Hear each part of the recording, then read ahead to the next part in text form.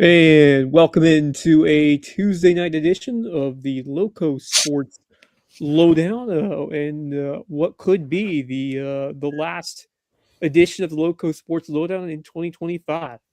Today, the penultimate day of the year. Wes Kerr alongside Max Arise. We might do it tomorrow. Still, uh, we probably will, but not definitive because I'm not sure what everyone else is going on tomorrow. But we do have the championship game, the championship Wednesday to look forward to of the Bobcat Classic, which will feature the hosts, the Bluffton Bobcats, taking on Benedictine, which we will get to very shortly as we recap what has been another uh, action-packed day two of hoops in this annual holiday tournament.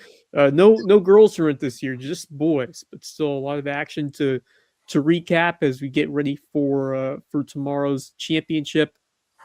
But welcome you into this LowcoSports Lowdown Tuesday night show. Wes Kerr alongside Max Araj. And Max, didn't see you last night. So how have you been doing? How was your Christmas? And did you have a chance to relax and spend some time with family? Yeah. Got a lot of time with my fam.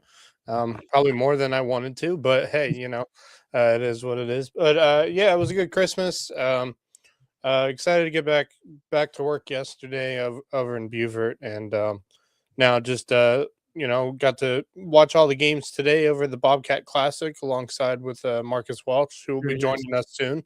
And got to watch some good basketball games today. Some really good ones, especially between Bridges Prep and Hilton Head Prep, and the game before the one that ended the night That's between Bluffton and Hilton Head Christian, the Islands versus really Benedictine game, which was yeah. a fantastic end to the game. Thought it was a game winning field goal for Islands, and then Benedictine answered right back with time expiring to get the win, and they'll be probably taking on Bluffton tomorrow in the championship game. And they Uh, will.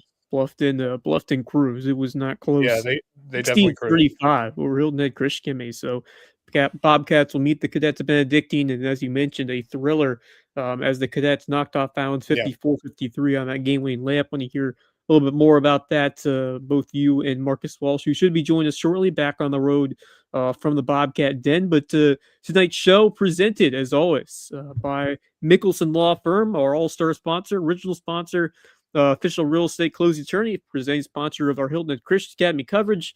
You can call on Mickelson Law Firm for all your legal needs. And as well, our other all-star sponsor is WHHI TV, our great partners in local sports journalism, the only television station devoted exclusively to covering the Low Country. You can keep up with the latest news on WHHI TV.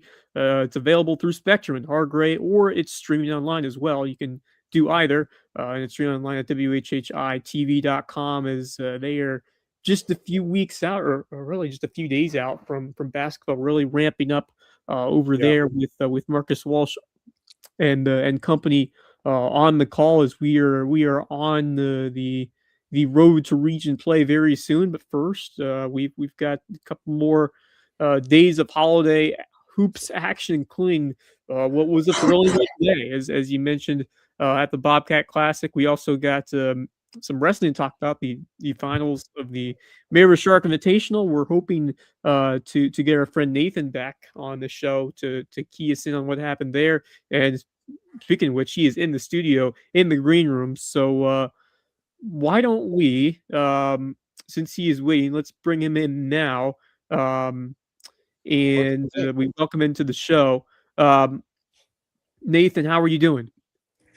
Doing good, sir. It was a great day of wrestling. Excited that the tournament is wrapped up. It was a great day to get out there, watch some wrestling, record it too. Good wrestling all the way around. It was just as good as I thought it'd be. Nathan Cheveria Byrne, we talked to you yesterday. You get to hear of what you've been doing over there at Ohio State and your prowess as our good friend Marcus Walsh back from the Bobcat Den is about to join us here in the studio. But we want to get you on, Nathan, since you were ready and in the green room. Talk to me about how it finished up in this day two, this final day of the Shark Invitational, and any surprising results? Something that really was surprising was um, that two May River wrestlers were both wrestled at 106, which I mean, having your B team wrestler go against your wrestler and the first round of your and the for the finals of the for 106, that's really impressive for any school to have, especially the competition you have from all these schools that are all around. You got upper state teams, you got Georgia teams, so having your B wrestler wrestle your main wrestler in the finals really goes to show how good your team really is. And his favorite team has shown that they have the ability, they have the depth in order to bring some guys you wouldn't expect to be right in the mix in a big time tournament. So take us through some of the results and some of the names of the guys that you've seen that took home the titles here today. At 113, the winner who took it home was Andrew Manlove from going against Bryce Butler from May River. I'll say this: even though May River lost this match, May River was on the finals that I saw every single time I looked at a finals. There was always a shark up there. Andrew Manlove, if I remember correctly, I think he just let me just double check again. Yeah, he won by major decision. Winning by 11-1. He just really goes to show about how much of a good wrestler he has, especially from South Effingham. Those Georgia schools are very very good wrestling schools right there, and he really showed why his high school is as good as it is. Then at one. And then the 120 placers were Tyreek Bailey from South Effingham and Raheem Skyers from Ashley Ridge and Talon Winker from Ridge were the top three placers right there. The 130 match was really really down to the wire. It came down to a 4-1 decision. I remember the match. It was really really good. I think Bailey knew he had it in the bag and just kind of stalled it, just kind of waited it out. Great wrestling there from the 120s. It was a really good match to see from the finals, especially South Effingham taking two Mm. taking two finals in this tournament. That's really good for them. And They're a then powerhouse program over there in oh, Georgia. That especially, has really showcased a lot. So, we may not have the Florida, the Tennessee, teams from beyond, Savannah region or maybe Southeast Georgia, but you're still seeing a lot of talent within these squads, right? oh yeah, amazing talent. A lot of these guys are such great wrestlers, especially seeing, watching the day ones. You saw, before they came on the mat. Just in the first period, you could really tell who was going to match up. But in these, for the final matches, you really couldn't tell. Most of those matches could have gone either way. The 132's top three places were Luca Phillips from Ashley Ridge, Eric Jackson from McIntosh, and third place from South Effingham, Mason. It was actually by pin for Phillips against the number 2 seed Jackson. It was a really good matchup. I thought. It also does. It's got to suck for Eric Jackson. Being a junior, losing to a sophomore, and especially by Mhm. pin. Oof. But I'm sure he's excited. He still has a lot of the season left, so I'm sure he's looking forward to that. Definitely Yeah, watch film mistakes that he made in that match. yeah, exactly. You use this opportunity to learn about your game, your weaknesses, what you need to do in terms of uh, you know, improving on a couple of early potential mistakes and miscues. But obviously, you're going up against some quality opponents, so it's just a great opportunity for everyone to get better and compete against some quality competition. And this tournament has always been it's become the marquee event early on this season. We have the one at Hilton at High as well, but this one is really, and I think a lot of that is just about May River has become the gold standard here in terms of wrestling here in the Low Country. Obviously, with the state championships in their name now, so they've earned that. It's on the resume now that they are the team to beat in the Low Country, the team beaten 4A. But you see the quality of competition continuing to heighten over there, and as you said, a couple of matches that could have gone either way, could have swung in either direction.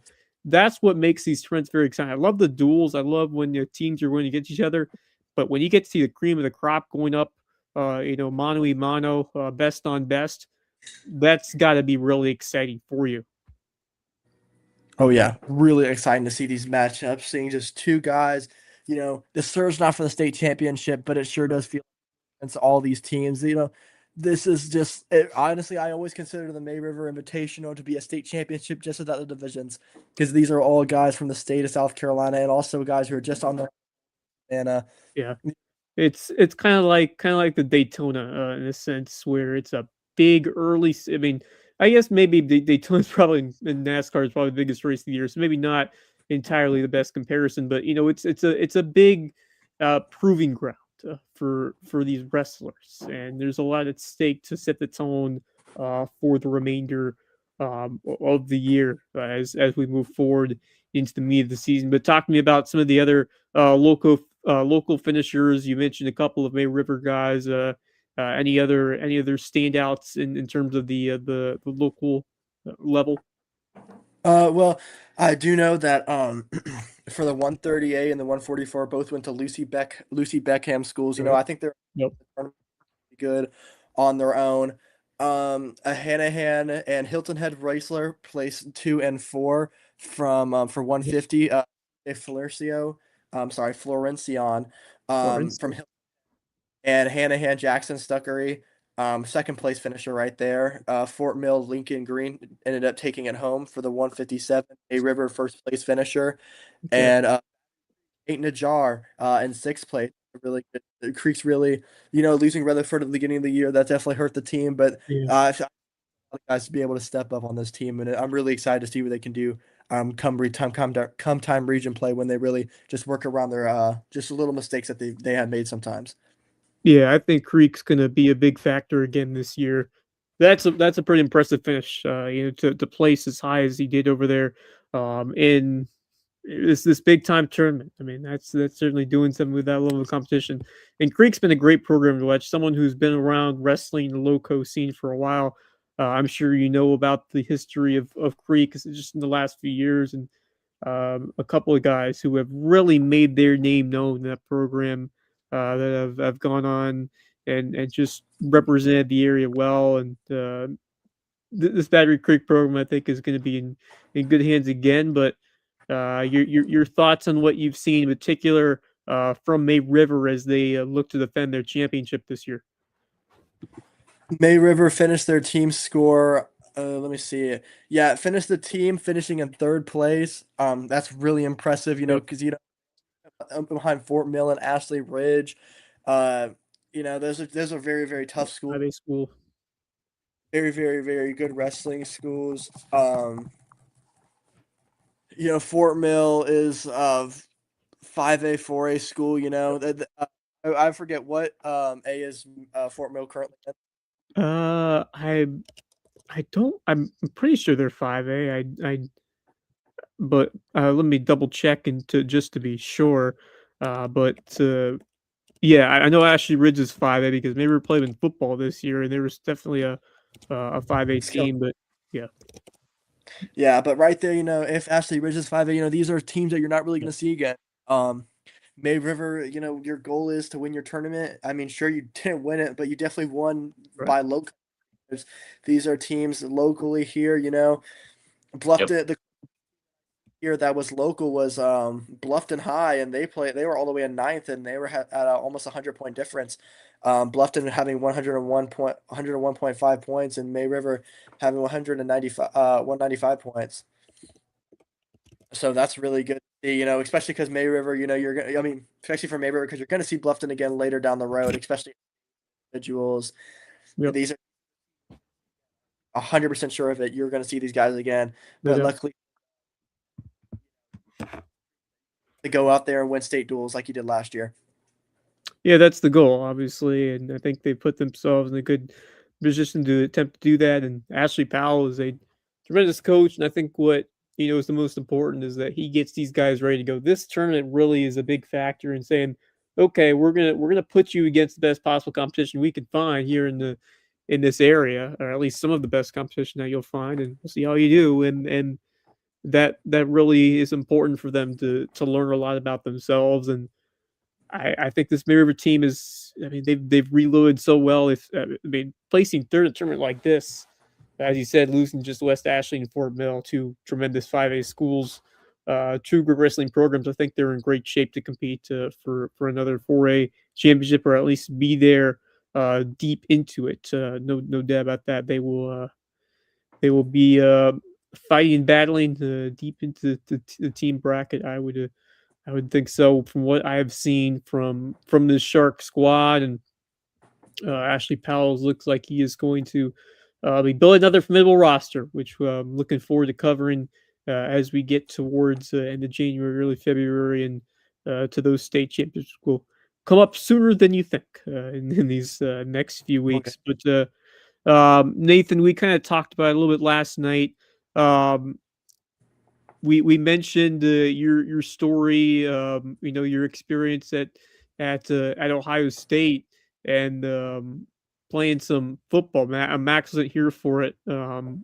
He was not on last night's show, but we mentioned your accomplishments. Leading that Ohio, or helping lead the Ohio State club team to a national championship. But talk to me a little bit more about your favorite memories with that. We kind of touched on it a bit, but expanding on just what it was like to go into, and also like can you tell me about how the playoff format and how that is kind of works in terms of the schedule of that season, and how the championship format is set up, and just the memories that you've had being a part of that team. Well, the way the playoff format was is we originally had two teams beforehand. I think Clayton State, a team Yep. in Georgia, Yeah. uh, Peach Belt Conference team. another team that was in the city last year, but both of those top two seeds did end up leaving after that year. Ohio State last year actually did end up playing them in the national championship and beating them in an Mm. upset off a last second stop at the goal line for Right. Ohio State to win the game. So those two teams left, and the league didn't see it coming, so they had Mm. to make changes. So instead of it having a playoff, it was conference championship straight to national championship. Mm. So imagine NFL style. You have your conference and you have four separate divisions. Right. The four separate divisions on on each side of the bracket. So we were in a division against Toledo, who's a very respectable team, very new but The very Rockets. Yes. um Toledo. Oh, and no, not Michigan State. Michigan State was on the other side of the bracket. And Wright State. Wright State was the other team in our bracket, and coaches always told us throughout the whole season, these are the two teams you have to beat to get to the next. It doesn't matter if you go undefeated up to that point. If you Mm. lose those, you are done for the playoffs, and you are not Mm. going.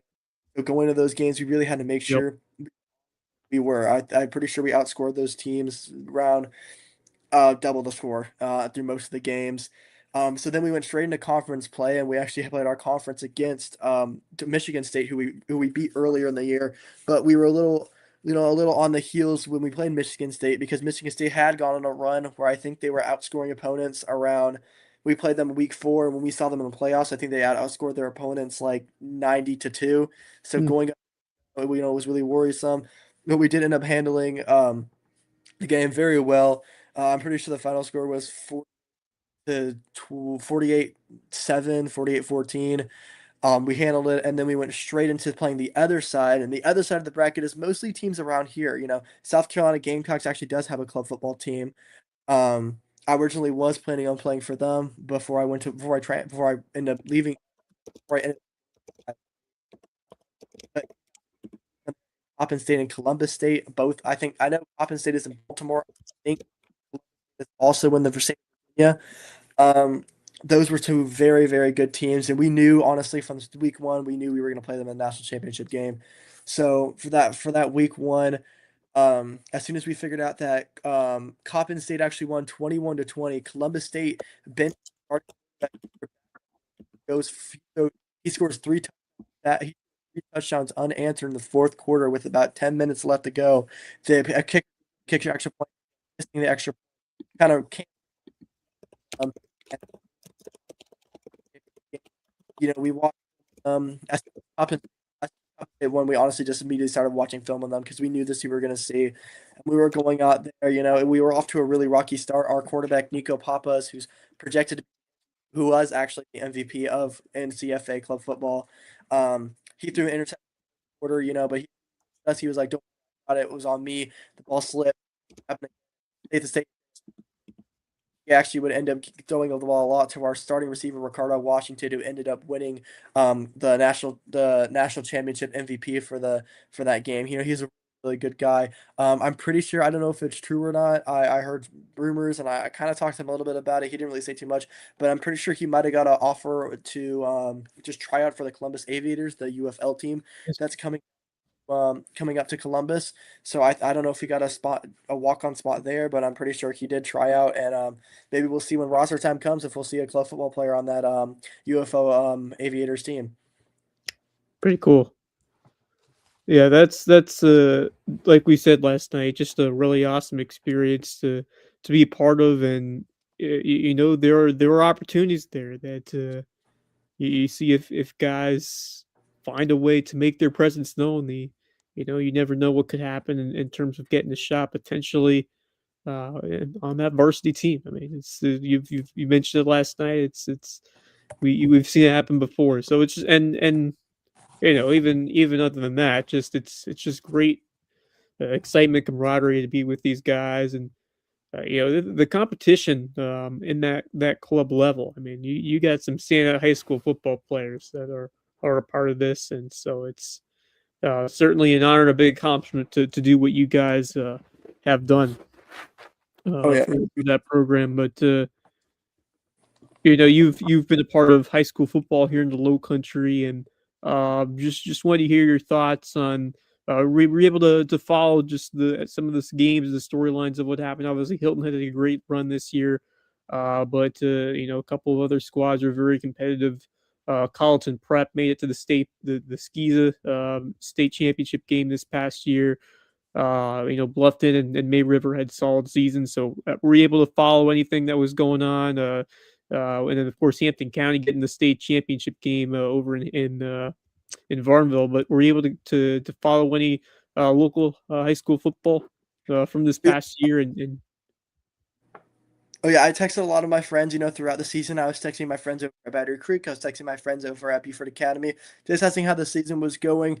Um, Carlton Prep run for the playoffs was honestly maybe a little surprising for me. When we played Carlton Prep, it was it we won by, I think the final score was around 44-20. I ended up having 4 sacks that game. It was my best game of my career. But then when I found out about it, it really goes to show about SCISA, about how different it is from high school public league. From public, you normally know who's going to win. When May River would play some small 1A school or play some small 2A school, or like May River versus Battery Creek, you would go in that game, kind of expecting what was going to happen. But in SCISA, with private so different, with, you can go, I'm not saying recruit, but you can go look at different guys and say, hey, would you want to come play for us instead of this? With all of that, it's really different because you can see teams that just got like blown out of the water throughout the first like 5 seasons of their career, bring in some new guys. Next thing you know, they're in the state championship. That really just it's so different. It's so much different than SCISA than it was for public. New teams always on the up and come. But yeah, Colton Prep, they had a great season. I didn't see that though, but congratulations to Hampton County. It's always good to see a local team win a state championship here. I don't think we've had one since yeah, Buford High. they got to the state championship, fell short to a very good Strom Thurmond team, and the Oh, score was the game was a lot closer than the score would tell you. There were a couple of just mistakes and turnovers in that state final against the Rebels, but yeah, as you mentioned, tremendous year for the Canes once again. But of course, Hilton had a tremendous run, and the Sharks of May River and the Bluffton Bobcats also very competitive, a competitive game against each other near the end of the year. But tying it back to wrestling, which is why we're here. As a football player, talk to me about how important and how helpful it would be to see more football players, who aren't playing basketball, delve into the wrestling side of things and just use that strength training and toughness to get better on the football field. How what are the most exciting and best benefits in terms of wrestling for as a cross training sport or just for an athlete in general? How important are the benefits of what wrestling can bring to an athlete? Wrestling is one of those sports. If you're a football player, you want to do wrestling. I mean, maybe if you're a skill guy, I would get why you would play, well, play basketball over football. But if you want a sport to stay active and stay healthy, I promise you, wrestling's a sport for you. Especially how much work you're putting into wrestling is uncomparable to any other sport I've ever played. I've never gone through a practice where I wasn't exhausted and tired. But for football, some practices on and off would be a little difficult, but wrestling every single day you're in there working. The one thing you're working, if you're a D lineman or O lineman, I will highly recommend wrestling to you over any sport that you can possibly do. Right. Yep. Wrestling, and offensive line, defensive line, you're working your hands too. When I first got to Battery Creek playing D line, I wasn't really that good. I wasn't really there. But as soon as I did wrestling, I came back. I noticed a huge difference in my hand fighting. I was able to move my hands a lot better. If you're a lineman and you're in the off season here, basketball is maybe not for you. You're maybe not the tallest. Do wrestling, and I promise you, it will show out on the field. It's such a sport that can transfer over from football to wrestling. The way you move your hand, the way you move your body, always keeping the center of gravity. Wrestling is a sport that if you don't play another sport, do wrestling if you're a football player. Well said. Well said. Very, interchangeable those skills, especially when you're on the line. I mean, just having that physicality is such an important component. Max or Marcus, any other thoughts or questions for our man Nathan? I'm just definitely excited to hear your reports for sure throughout the wrestling season. I'm a guy that covers football, basketball, baseball. I dabbled. I told you a little bit about what I did in college. Dabbled in a little bit of wrestling coverage, but it's great to have somebody that knows the ins and outs and really has been there, done that to certainly help these guys out and to Um, help the rest of us learn a little bit more about the sport.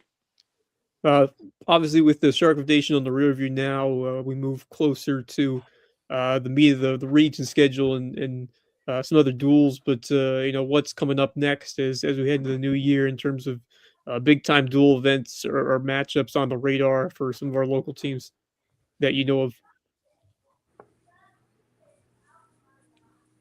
Oh, a team I'm really looking forward to in region play is honestly May River again. I seen this team. I see how many the depth that they have on that team is incredible. Seeing so many B teams go to tournaments just as fillers, so you can say you don't have 29 teams, you have 30 teams in, bringing your B team. But May River's B team came in and showed up. That was really depth is key. Wrestling is a very physical sport, and you don't know when you could lose your state champion wrestler or your number one seeded wrestler randomly in a dual match that you had no clue, dual match that you really weren't worried about. Next thing you know, you're scrambling to find that extra 5, 6, find those points. Yeah. I mean, duels are so exhilarating, especially when you see the guy, the unsung hero who gets it done, wins a big match, puts his 6 points on the board, that end up being the difference. Because you never know what match could be that swing match and determine the difference to determine on which team wins. And those are the fun part of duel. I love going to duel matches and just seeing all the gamesmanship, the chess that goes into it in terms of which wrestlers you put where. There's a ton that goes into to all the decisions that are made and just the excitement on the benches. It is one of the most exciting sports in just terms of the energy and excitement when it gets tight in a very close duels match. So I'm really excited to get out and seeing some wrestling duels very soon as we head into the new year. But May River looking solid, strong third place finish, as you mentioned, the Shark Invitational and another tremendous event. Before we let you go, just talk to me about the excitement and just the palpable energy that you saw and how awesome it was taking this tournament with just the energy that you see over there every year over there at the tank. Every year, like I said, it was a tournament you look forward to. You're wrestling guys who had all divisions at all levels. You're out there wrestling. But it was really nice this year. Not being as a competitor, you're checking flow. Who am I going to match up against? Who am I looking at? Okay, so my next match is going to be the person I'm better wrestles on this match. I'm going to see what he can do. But it was really nice as a spectator and a commentator to really take a step back and look at the whole tournament as a whole. And it's really just really amazing to see all these wrestlers. In the sport of wrestling, it's always been a gentleman game to me. I've seen people who just got blown out of the water by guys. They'll go up, they'll shake hands, then after they'll find each other after the match and just review what happened for each of them. Talk and laugh. I remember a lot of guys I wrestled. I wrestled one time and like how it was going for him and how the season was. Wrestling is a great sport because it's everyone knows each other normally. You go get you see and you normally always talk, especially in the same region. These are guys you're going to see multiple times, so you normally get together. I always consider wrestling to be like a game, and it's glad to see that it hasn't died because I was seeing so many wrestlers go up to each other, just talking about matches, stuff like that. So it's a rarity you see from any sport other than wrestling. Well, I think it's grown. I mean, it hasn't just grown; it's really lifted off so many different areas around here, and we credit Revenants Wrestling, our presenting sponsor, Loco Grind, for all they do with that, and really taking wrestling to the next level around here in the Low Country. And we thank you, Nathan, for keeping tabs on everything that was going on over at the Shark Invitational this week, and we thank you for filling us in on all the proceedings, and we wish your Buckeyes best of luck tomorrow in the college football playoff quarterfinal against Miami. Thank you so much for having me. Indeed. All right. OH. IO. Good man. Go. All right. We thank you, Nathan, for joining us, and we will shout out some more sponsors now. Our next group of sponsors, we welcome back Hudson Seafood House in the Docks. It's a Loco Booster Club. It's a great place for seafood, sunsets, and cocktails on Hilton Island. Presenting sponsor of Under the Bus. New episodes coming soon after our holiday break.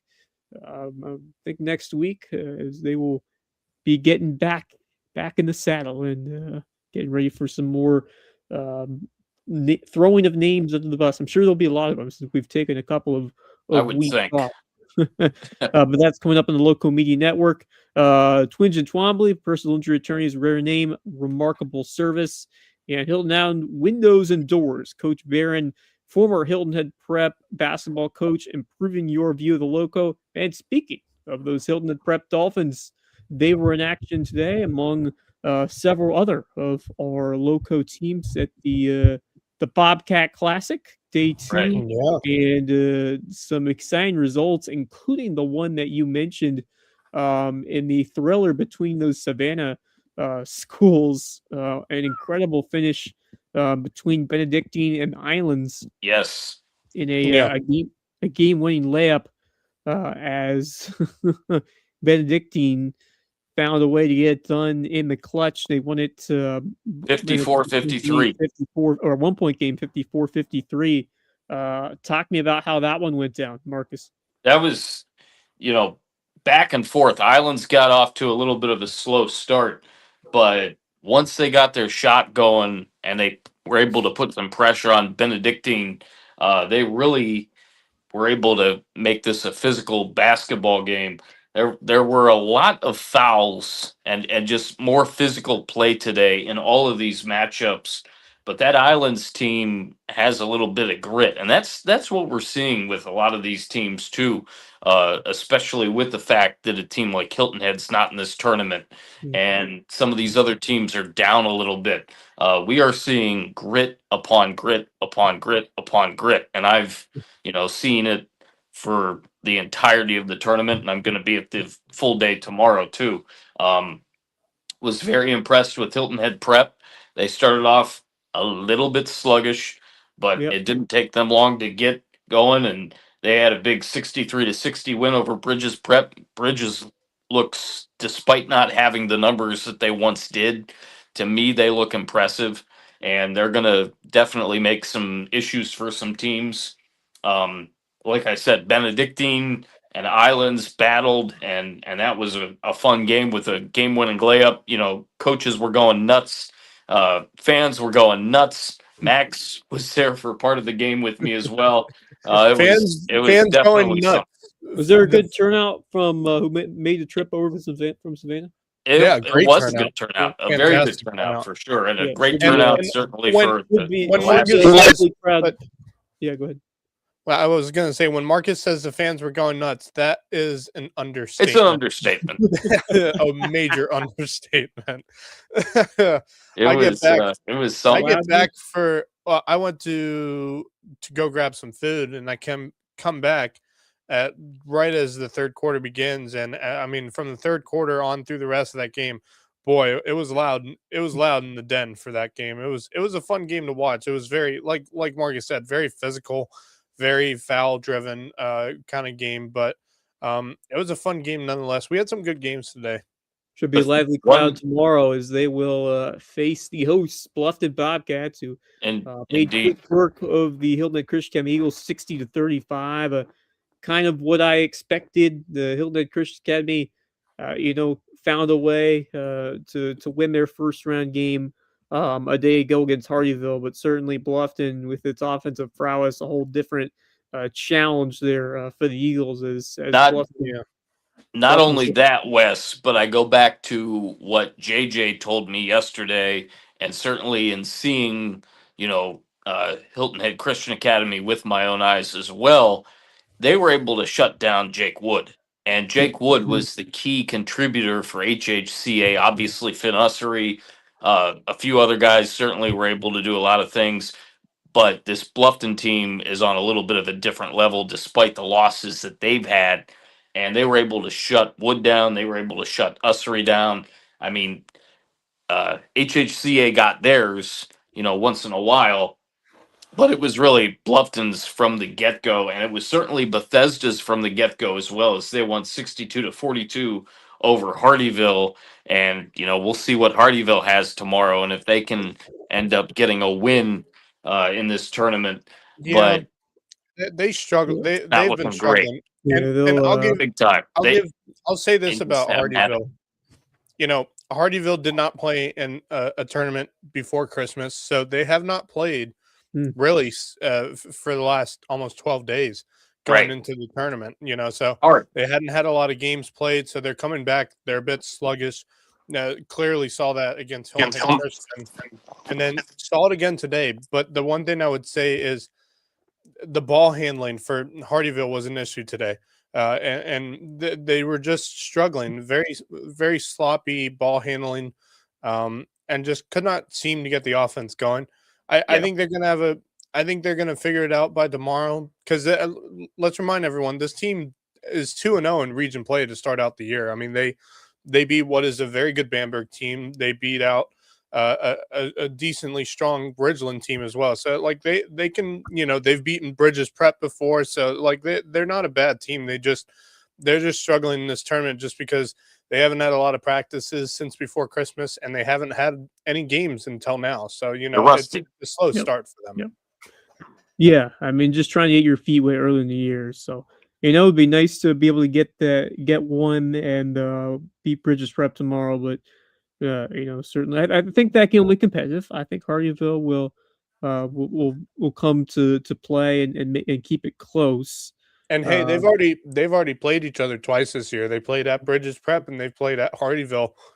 A best of 3 now, being that they'll play each other Did they tomorrow. split the first, or have they? What happened? They have split. So Bridges won at home, Hardyville won at home. So this is a neutral site game. All right, which is so really yeah, fun. awesome. Anybody's Yeah, game. I love how literally. that happens. You get the rubber, because sometimes you see a team twice and you split, and it's nice to have that rubber game between those two teams to see who takes the third one. So that will be intriguing. That's a noon tip if you're able to get there, starting a bit early. I think both of us will be there for that game. Yep, New Year's Eve tomorrow, starting a bit early, so noon tip Do off. we have the exact? And I wasn't able to jot them down. I didn't see it. Yeah, so we got Bridges Prep, have Hardyville, everything listed there? starting today at noon for 7th place. You got Hilton Head Prep, who were winners today, 63-60 for Bridges. They will face Bethesda in a little Skeeza matchup for 5th. Yeah, that's a region. I think that's. I don't know. Are they in the same? I don't know if they're in the same division or not. I knew at one point they were. I think prep is years ago, a 3A couple for years ago, I knew basketball. they were. I'm not sure if they are now because the basketball regions are completely different than the football regions. So it's sometimes Right, difficult because to remember. Hillnet Christian's 4A, but I don't know. I Yeah. think Bethesda's I either can 2A or I can 3A, let so you they know would in 1 if they're second.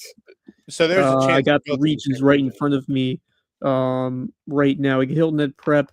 Bethesda's 2A, Prep is 3A. That's 3A, that's right. Yeah. Prep St. John's Christian Patrick Henry Carlton Prep is 3A Region 4, and then Oof. Bethesda 2A Region 3 is Bethesda Cross Schools, Buford Academy, Holy Trinity, Thomas Harrod, Andrew Jackson. I'll tell you right now, I think that Bethesda team is something special. Like I see that Bethesda team making a deep run in Skis of playoffs this year and potentially a state title game. For Bethesda. When They're a you really look at strong 2A, team. I mean, you look at the competitions that can play in 2A. I think Bethesda is in a really good spot. Yeah, I don't think and I Buford. wouldn't. I would say for prep too, even in their 3A, I think they can cruise Yeah. through their region. But I'm intrigued to see when they get to playoffs because this is a much different prep team than we have seen in recent years. I mean, they're not bad, but they're not what they were. Let's say losing last a guy year like with Ty Harpering. Ty Harpering. Yeah. But yeah, we got Prep Bethesda, and what should be all these games should be fun. So I mean, because I think Bridges Prep Hardyville, that's anyone's game. I think Prep Bethesda should be exciting. Islands Hilton Christian Academy, that might be a toughish one. Yeah, that's a bit of a for me. That's a bit of a mismatch. That Islands team, despite that loss, that's probably the one mismatch of the day. Yeah, with Islands Hilton Christian Academy, but although I will say this: the one thing I like about Hilton Christian, despite their loss tonight against Bluffton, the one thing I noticed with Hilton Christian, they play a lot like prep these days. I mean, they play that fundamental passing game, slow kind of offense. They move the ball around a lot. I mean, they move it around that half court with precision. So, like, I see a lot of Hilton Christian in prep as well. Like a very, very similar offenses.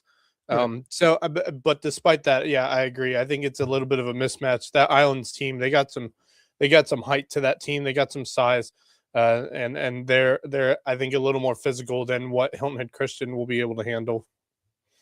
Yeah, I think Hilton Head Christian Academy right now, you're starting to see some good strides from some of those guys offensively, but I think Islands just a little bit more. So I expect Islands to get the job done there, but Bluffton Benedictine, that should be fun. This will be a big time test for Bluffton. Benedictine coming in and found a way to take down Islands in a nail biter in that 1-point win with the game win layup. But I think Bluffton has shown by the first 2 games that they still have the guys that are going to challenge this Cadets team tomorrow. I think this one should be very exciting and a big statement opportunity for the Bobcats here at home to try to win their home tournament. Yeah, without question. And they won. They beat real Prep strong last year, correct? In that final. Yes. Yep. So a chance for 2 in a row. Yeah, which will be interesting. That Benedictine team's got. I think the reason I think that was such a good game between those two in Islands and Benedict, very much alike. They got some size, got some strength, some physicality on that team. I think Bluffton's going to have a tough fight against Benedict. I think that the guard combo for Benedict can hold down Harry Skinner and some of the other guards on that Bluffton team, and should remind everyone this is a Bluffton team, despite them being still really good. I mean, they're down. They're two of their top players, of course, for the rest of the year in Carnell Warren and Aiden McCarthy. That's always going to be a struggle for them, especially as region play begins, because those 3 teams of Hilton Head, May River, and Bluffton. It's going to be interesting to see how Bluffton can fare against those teams without 2 starters that they've had to start out the year, not having them for the rest of the year. It's going to be interesting. I'm intrigued to see how they do against Benedict, because that's a very Benedict's got some size on that team. Yeah. So it's going to be very interesting to see how Bluffton can match up with Benedict. Yeah, that one should be very intriguing. I'm planning to get there. Looks like it'll be a 4:30 tip on tomorrow. I wish they were streaming this tournament on YouTube or something, because I know that. The Yeah, Bluffton, obviously our good friend Javon Livingston, who is taking some well-earned time off. Yes, he does. Um, He has deserved it, yes, yes, for 100%. sure. But yeah, no, definitely, if it is well worth the price of admission if yep. you're Yeah, able to get there Marcus. 4:30. So Marcus seems to have a question. Yep. we're looking at 12, 1:30, Yeah. So 3, and Bridges Prep 4:30 Partyville at noon, Hilton Head Prep roughly. Bethesda 1:30, Allen's Hilton Head Christian 3, and then Bluffton Benedict 4:30, and of course. Dang, I wish I could Uh, be there for that last Those one. are and those times might be pushed back. They normally are because Yes. Yeah, they usually are. They're Yeah. definitely approximates. We're Yes. looking at playoff basketball, especially with the way yesterday went and even So today. expect Although those. the Yeah, flow of expect those today games was to better, start. they aren't going to be exactly 90 minutes. But there you go. Should be an exciting final day um, of the Bobcat Classic to wrap up 2025. It should be a nice way to put the capper on on this year here at Loco Sports. But we got some more sponsors. Shout out to Revenant's Wrestling Club, official wrestling sponsor and presenting sponsor of the Loco Grind. Jay's Barbershop, the place to be in Ridgeland, whether you need a haircut or not. All right, it is time for our parting thoughts, and we will begin with Marcus Walsh. Tell you what, guys, it was another fun day for sure in the den, and really looking forward to tomorrow. These coaches, they literally put their blood, sweat, and tears into making sure that these kids, follow through with what they're trying to teach and make them better men. And I've noticed one thing, obviously, a lot of it goes back, and I sound redundant, but back 20 plus years to when I was in high school. But I've noticed one thing through it all.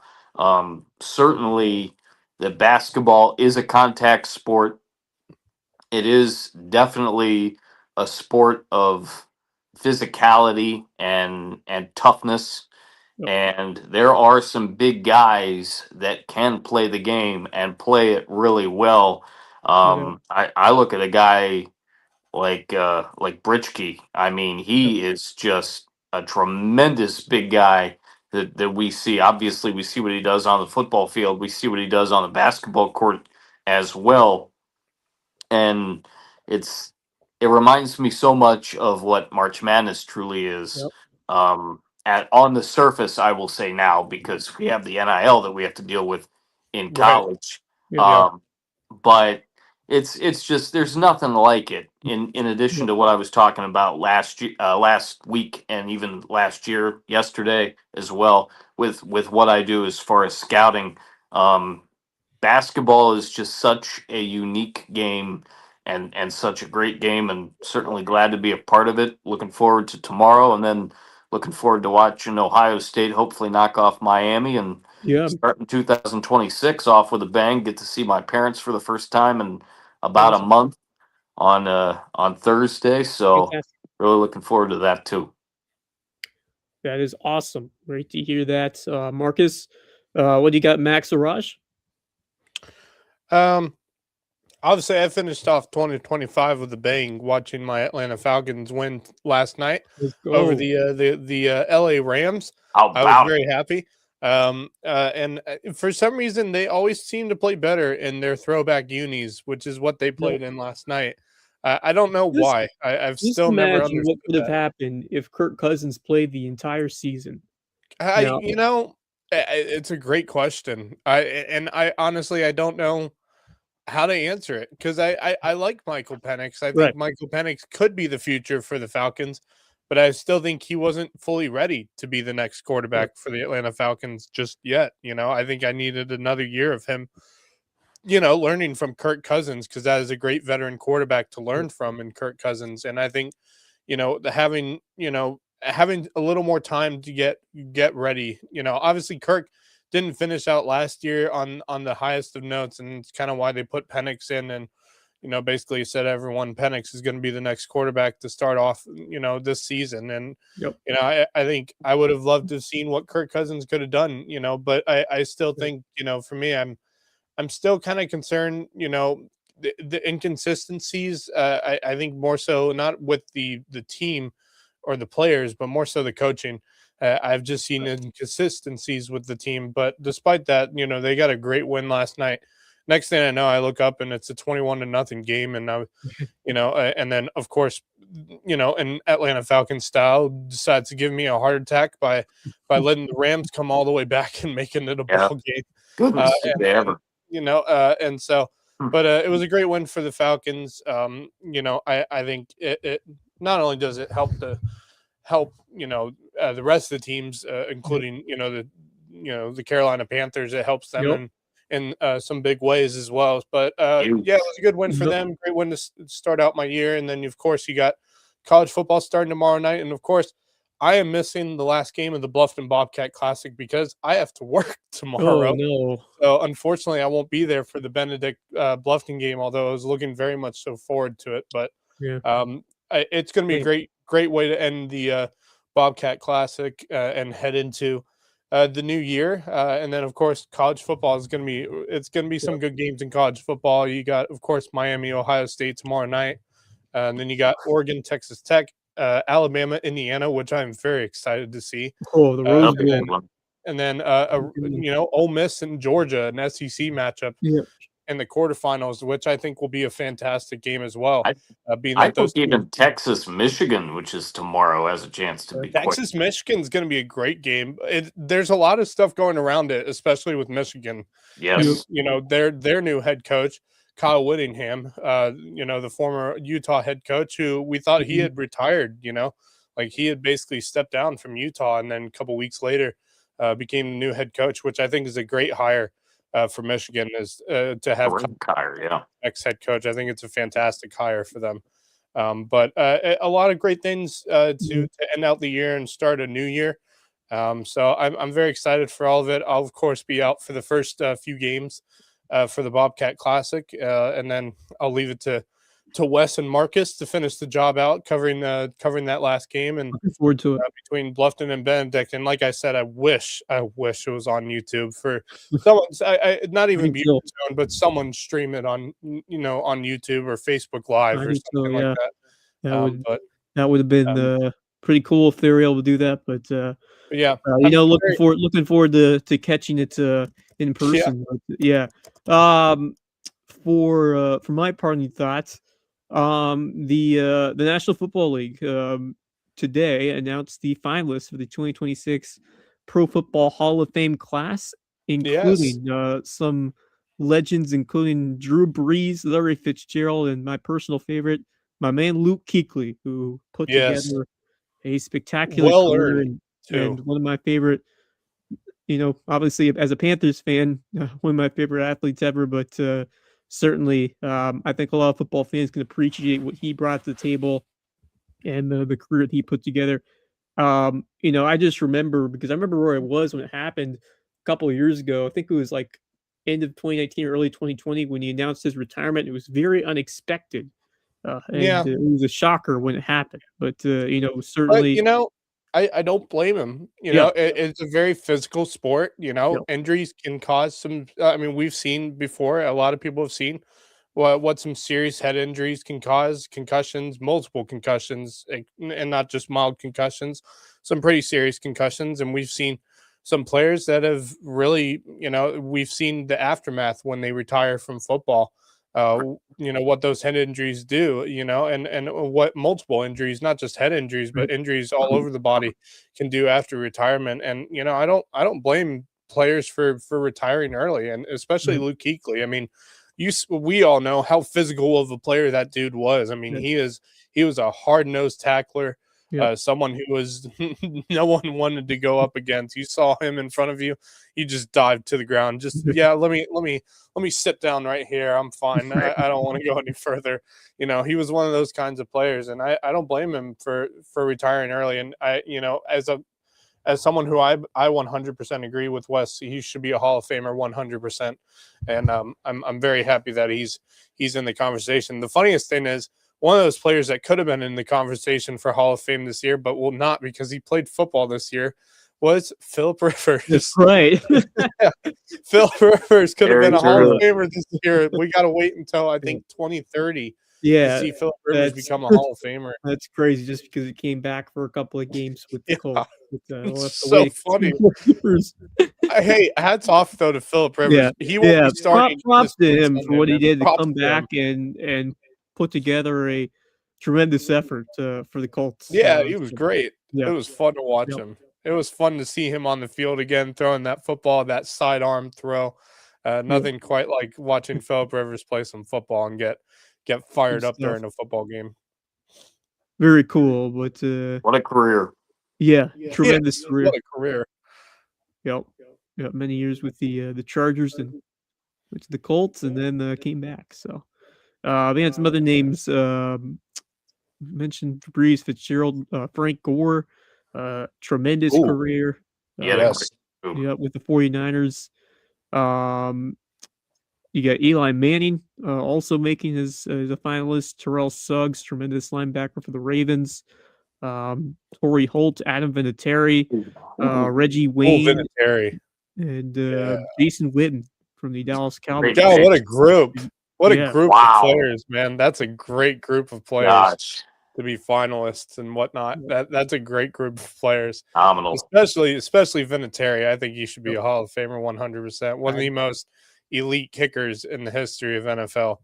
Well, as much as I hate him because he made the kick against Carolina. And, Yeah.